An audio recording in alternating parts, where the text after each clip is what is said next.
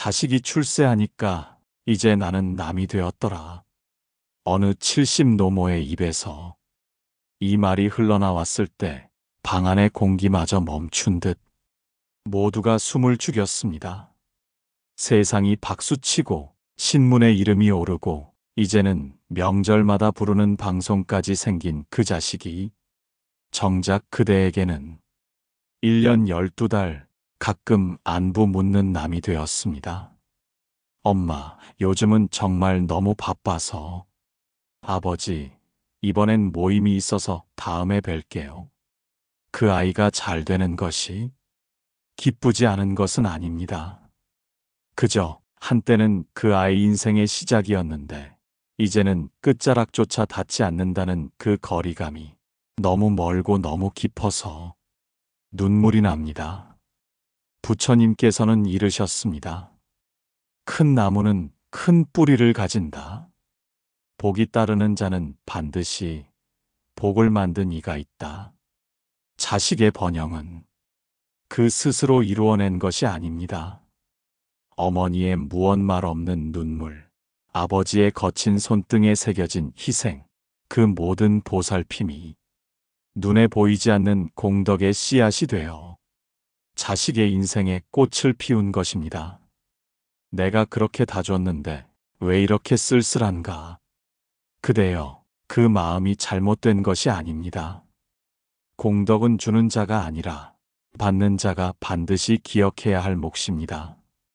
그 아이가 지금 누리고 있는 인연과 자리, 그 그림자의 뿌리에는 당신의 진한 눈물과 기다림이 깊이 숨겨져 있습니다.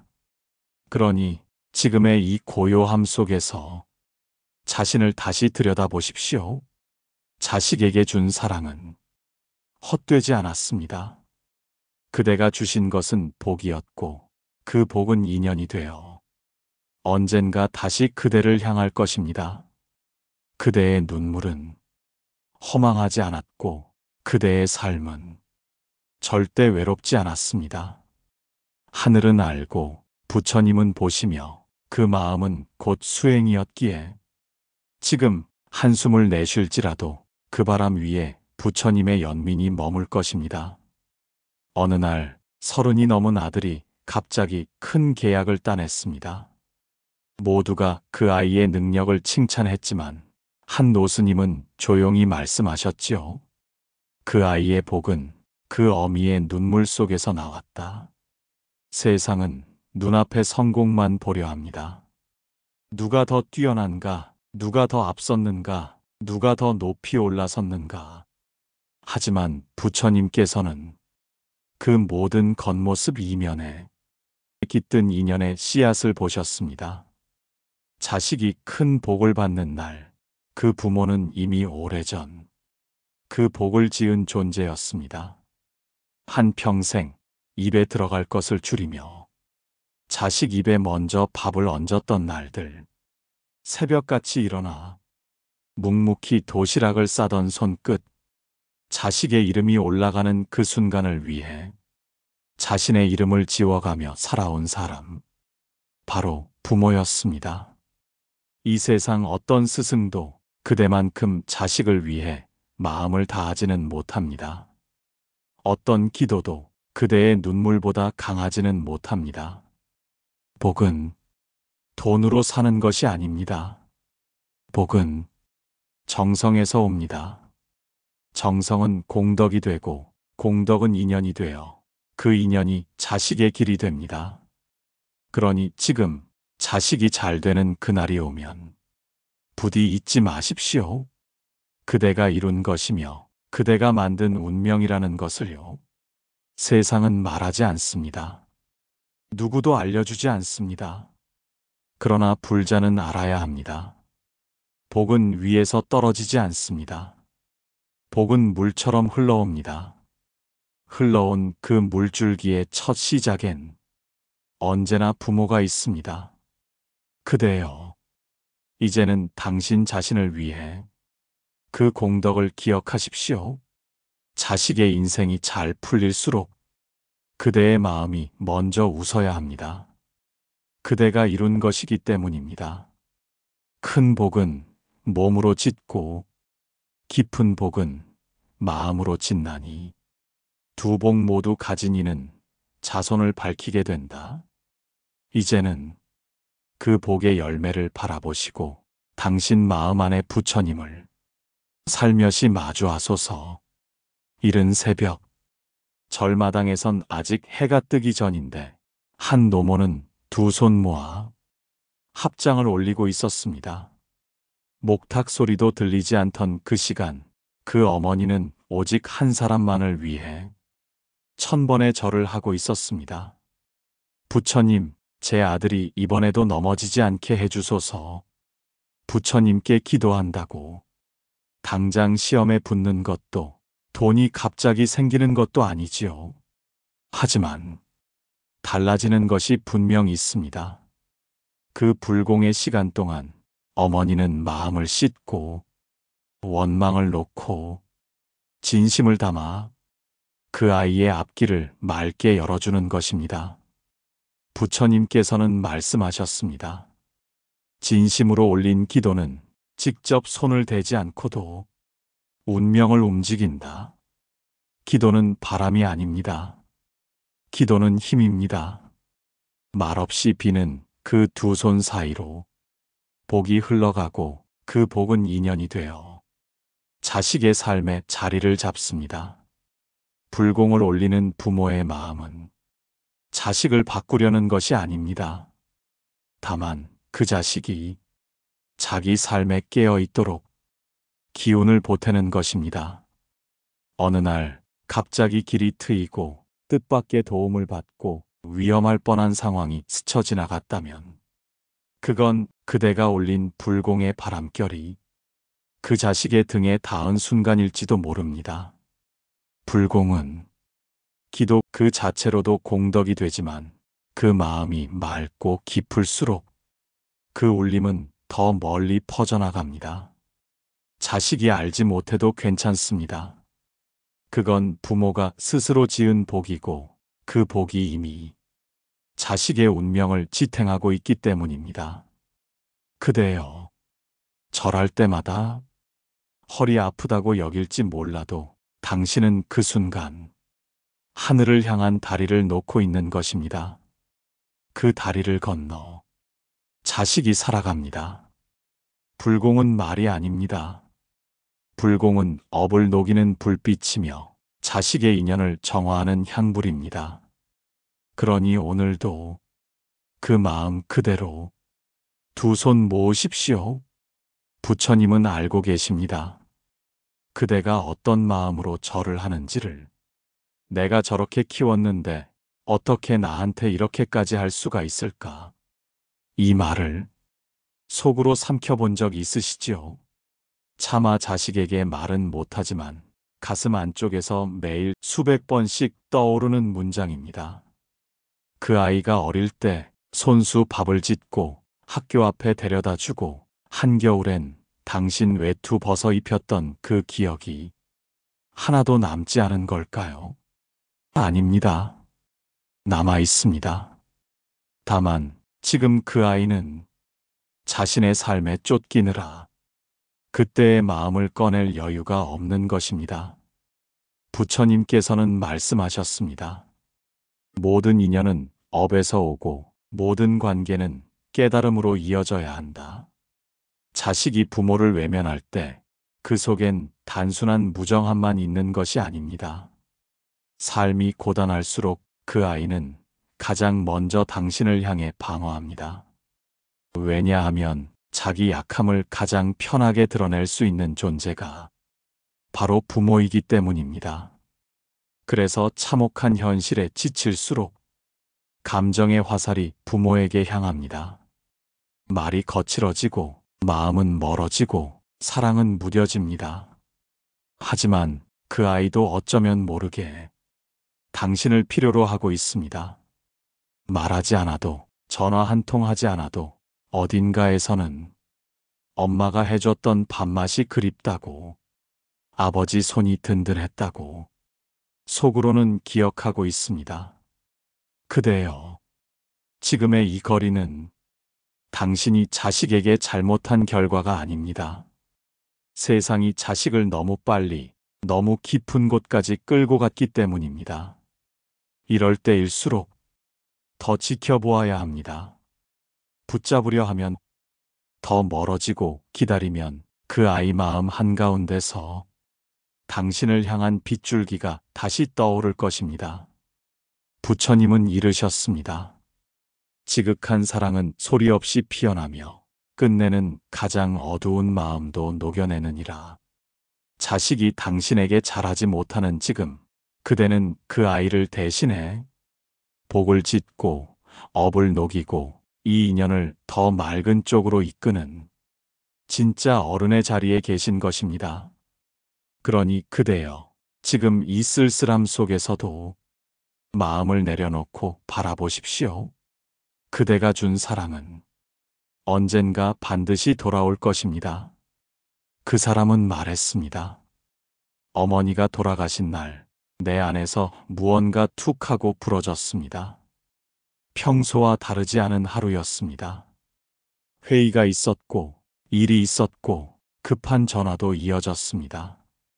그래서 장례식장으로 향하는 길에서도 실감이 나지 않았지요. 그런데 빈소에 도착해 하얀 국화꽃을 들고 어머니의 사진을 보는 순간, 그제야 그 사람은 평생 처음 그 어머니의 존재가 얼마나 커다란 울타리였는지를 깨달았습니다. 그 울타리가 사라졌을 때 비로소 알게 됩니다. 내가 살아오며 아무렇지 않게 먹은 밥이 누군가의 손끝에서 지어진 사랑이었고, 내가 늘 받기만 했던 말들이 언젠가는 다시는 들을 수 없는 목소리였다는 걸. 부처님께서는 이르셨습니다. 살아있을 때 베푼 자비는 죽은 후에도 인연으로 남는다. 그대가 지금 어떤 자식을 두었든 그 자식은 당신이 사라지고 난 후 분명 후회할 것입니다. 왜 조금 더 찾아가지 못했는지, 왜 그 작은 말 한마디를 아꼈는지, 왜 당신이 보고 싶다는 말을 살아있을 때 전하지 못했는지. 이 세상 모든 자식은 언제나 그날 이후에 사랑의 깊이를 알게 됩니다. 그래서 살아있는 지금, 그대는 부처님께 기도처럼 그 자식을 품고 있어야 합니다. 지금은 모르더라도 훗날 그 아이가 눈물 흘리며 마음을 되돌릴 때 그 기억 속 당신은 원망이 아닌 평온이 되어 있어야 합니다. 한 불자는 말했습니다. 내가 어머니를 진심으로 그리워하게 된 건 어머니가 돌아가시고 나서였습니다. 그 전까지는 그 사랑을 너무나 당연하게 여겼습니다. 당연한 건 없습니다. 오늘의 숨결조차 기적입니다. 그대여, 당신은 지금 그 자식의 마음 속에 가장 깊은 씨앗 하나를 심고 있습니다. 그 씨앗은 당신이 떠난 후 천천히, 그러나 분명히 피어날 것입니다. 그 사랑은 결코 사라지지 않습니다. 그 사랑은 부처님의 자비처럼 다시 인연이 되어 돌아옵니다. 어느 날 법당에서 한 어른이 조용히 물었습니다. 스님, 나는 평생 자식만 바라보고 살았는데 왜 이제는 그 애에게 기대는 게 죄처럼 느껴질까요? 그 질문에 스님은 아주 오래 침묵하시더니 이렇게 말씀하셨지요. 기대는 마음이 무너질 때 그 무게는 사랑을 짓누르게 됩니다. 부모는 자식을 키우며 자신의 삶을 조금씩 덜어주었습니다. 시간을 덜고 건강을 덜고 하고 싶었던 것들을 덜어내며 자식을 키워냈습니다. 그러니 나이 들수록 이제는 조금 기대고 싶다는 마음이 드는 건 당연한 일입니다. 하지만 부처님께서는 이르셨습니다. 기대는 자비가 아니요, 자비는 기대하지 않음에서 생긴다. 이 말은 사랑하지 말라는 뜻이 아닙니다. 마음을 태우되 의지하지 말라는 뜻입니다. 자식이 당신 곁에 있을 때 그 손을 잡고 눈을 맞추며 기쁨은 나누되 당신의 삶은 여전히 스스로 중심을 잡아야 합니다. 왜냐하면 기대는 커질수록 실망도 커지고 실망은 쌓일수록 상처가 되기 때문입니다. 부모의 마음이 나는 너를 위해 모든 걸 줬다는 기대가 되면 그 아이는 어느 순간 그 사랑을 부담처럼 느낄 수 있습니다. 부담이 되는 순간 그 사랑은 점점 멀어지고 그 거리만큼 서운함이 따라오게 됩니다. 그러니 기대는 등이 아니라 빛이 되어야 합니다. 자식은 당신을 짊어지는 짐이 아니라 당신이 빛으로 밝혀줄 존재입니다. 그대여, 혼자 밥을 먹는 날이 와도 혼자 병원에 가야 하는 날이 있어도 당신의 마음만은 스스로에게 기대어야 합니다. 그 마음이 단단해질 때 자식은 오히려 다시 당신에게 따뜻하게 다가올 것입니다. 스스로 중심을 잡은 마음은 세상에 기대지 않고도 부처님의 자비처럼 고요하게 빛난다. 그러니 오늘 하루 그대의 마음을 다시 그대 안에 살며시 놓으십시오. 당신은 자식에게 기대지 않아도 충분히 존귀한 존재입니다. 에휴, 그대의 입에서 흘러나온 한숨. 아무도 듣지 않았다고 생각하셨지요? 하지만 그 한숨은 공중에 흩어지지 않고 고요히 자식의 마음으로 스며듭니다. 부처님께서는 말씀하셨습니다. 마음은 형상을 만들고 그 형상은 인연을 움직인다. 부모의 깊은 한숨은 그저 피로의 표현이 아닙니다. 그 한숨에는 말로 다하지 못한 서운함, 기다림, 버려진 듯한 쓸쓸함이 담겨 있습니다. 그 마음은 보이지 않게 자식의 삶을 감쌉니다. 자식은 이유 없이 삶이 무겁고 뜻하지 않게 일이 어그러지고 가끔은 방향을 잃기도 합니다. 그럴 때 그 아이는 모릅니다. 자신의 삶을 어지럽히는 기운이 어디서 오는지 그 아이는 모릅니다. 한 달에 한 번 찾아뵙지 못한 그 시간, 문득 생각났다가도 잊어버린 안부 전화 하나가 부모 마음 속에 쌓이고 그 쌓인 것이 한숨이 되어 흘러나왔다는 걸. 부모의 한숨은 자식의 길을 구부리고 그 구부러진 길은 때때로 큰 고비가 되어 돌아옵니다. 그래서 부처님께서는 이르셨습니다. 자비는 말보다 생각에서 먼저 닿는다. 그대여, 오늘도 가슴속 깊은 곳에 서운함이 밀려올 수 있습니다. 하지만 그 한숨을 내뱉기 전 한번 가만히 그 마음을 들여다보십시오. 그 한숨이 자식의 앞길을 가리지 않도록, 그 아이가 당신 마음을 짐처럼 짊어지지 않도록 그 감정을 마음 안에서 먼저 풀어내어야 합니다. 물론 쉽지 않습니다. 하지만 그대의 침묵 속 기도, 그 한숨 대신 올리는 불공은 자식의 길을 다시 펴주는 공덕이 됩니다. 그대가 웃을 때 자식은 이유 없이 기운이 납니다. 그대가 평온할 때 자식은 삶의 안정을 느낍니다. 그대는 아직도 그 자식의 삶에 크게 작용하는 보이지 않는 인연입니다. 부모의 한숨은 그림자가 되나 그림자를 비추는 자비는 다시 햇살이 되느니라. 그러니 오늘 하루 그대의 가슴에서 올라오는 그 한숨을 기도로 바꾸어 보십시오. 그 자식은 알게 될 것입니다. 눈에 보이지 않는 사랑이 자신을 여전히 감싸고 있다는 것을. 말이 씨가 된다더니 진짜 그렇게 되더라고요. 이 말을 누군가 장례식장에서 눈물 섞인 목소리로 남겼습니다. 어릴 때부터 자식이 뭔가를 잘못할 때마다 너는 커서도 그 모양일 거야. 너 같은 애가 되겠니?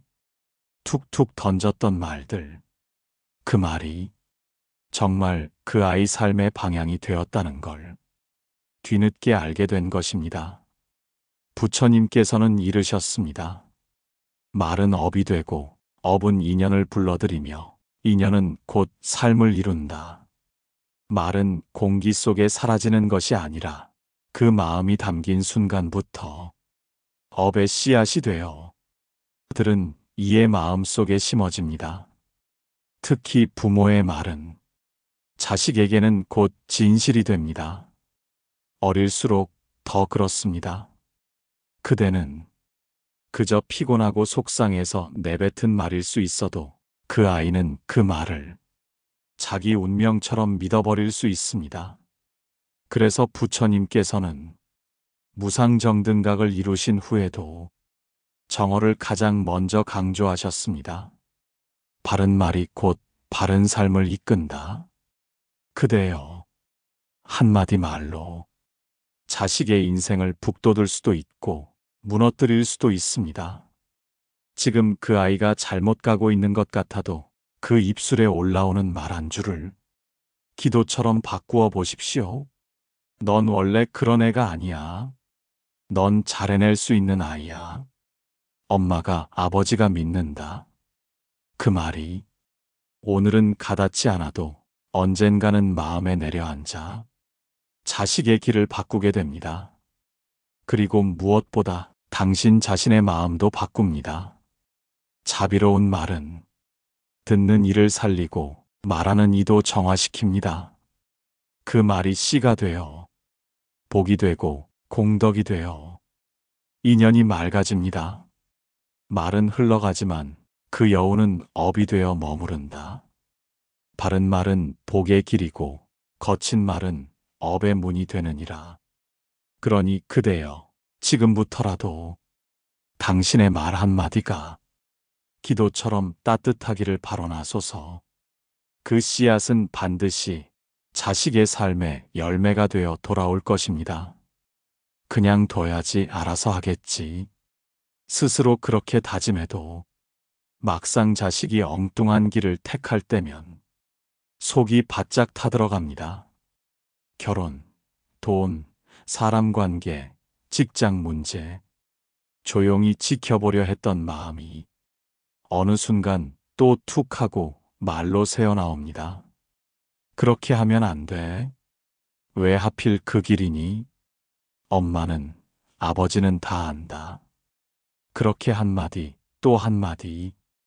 돌아오는 건 무거운 침묵과 가라앉은 분위기뿐입니다. 부처님께서는 이르셨습니다.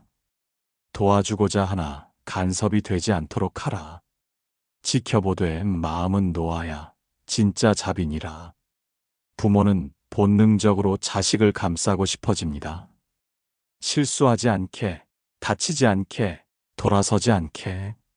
하지만 그 지나친 마음이 오히려 자식의 숨을 막고 스스로의 복마저 소진시킵니다.